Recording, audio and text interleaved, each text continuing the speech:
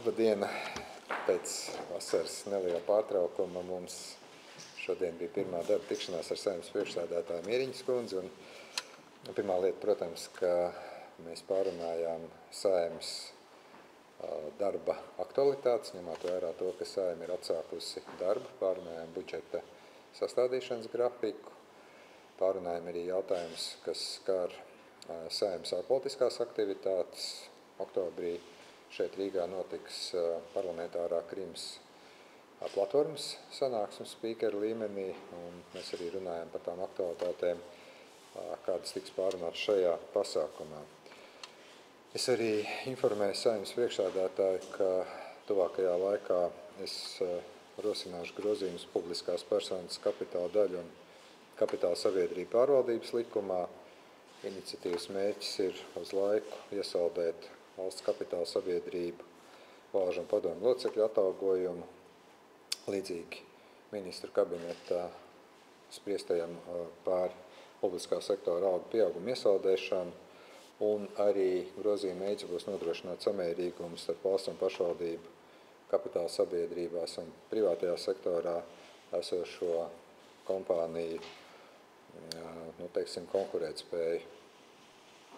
Ņemot vērā to, ka nav īsti normāli, ka mums ir valsts kapitāla sabiedrības, kur valžu locekļu atalgojums ir patiesībā sakot pulka lielāks nekā privātā sektorā, un ņemot vērā arī to, ka mums ir tādas kapitāla sabiedrības, kuras faktiski saņem vismaz 80%, ja ne vairāk valsts budžeta finansējumu, bet uzvedās sevišķi atalgojuma līmenī vēl trakāk nekā privātais sektors.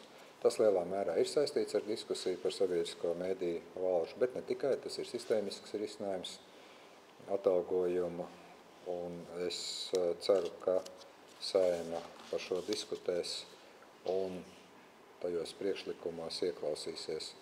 Ja, diemžēl, pietrūks veselais saprāts un samērīgums, tad acīm redzot tādas lietas ir likumā jāreglamentē.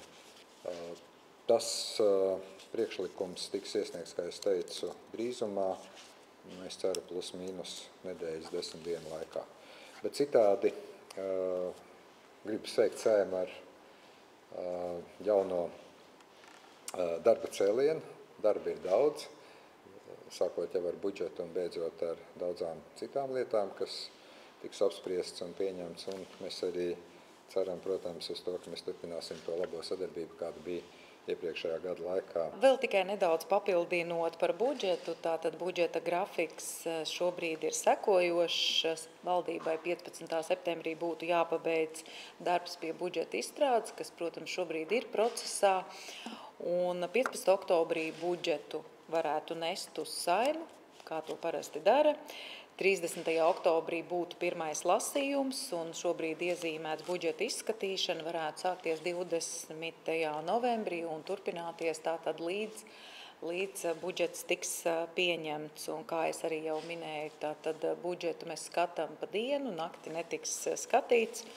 Tā kā tās tādas lietas vēl pie šī gada rudens izaicinājumiem gribu pieminēt vēl, ka mums dienas kārtībā ir farmācijas likuma grozījumi.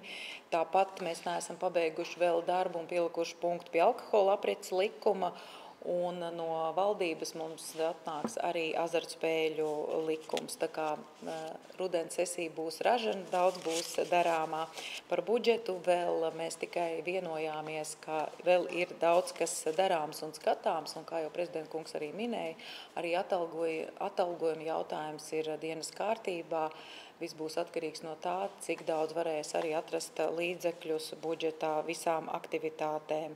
Un vēl gribēju pieminēt, ka droši vien Saeimai arī būs jāskatās Real Baltica kopsakarā arī līgums, ko valdības noslēdz, trīspusējs līgums, jo termiņi vairs neatbilst īstenībai, tātad līdz ar to arī šis jautājums būs dienas kārtībā. Tāpat mēs pārunājam arī par nesen notikušajiem plūdiem, arī meliorācijas sistēmu pilnveidošanas pasākumiem, kur Saeima ir apņēmusies arī izgrozīt likumus, lai varētu noteikt, ka meliorācijas sistēmas ir arī pilsētās un tālāk jau kritērijus, kā varētu šīs meliorācijas sistēmas arī finansēt un uzturēt. Tas ir tas jautājums, kas arī būs rudens sesijas darba kārtībā. Paldies, lai visiem ražens darba cēliens. Paldies.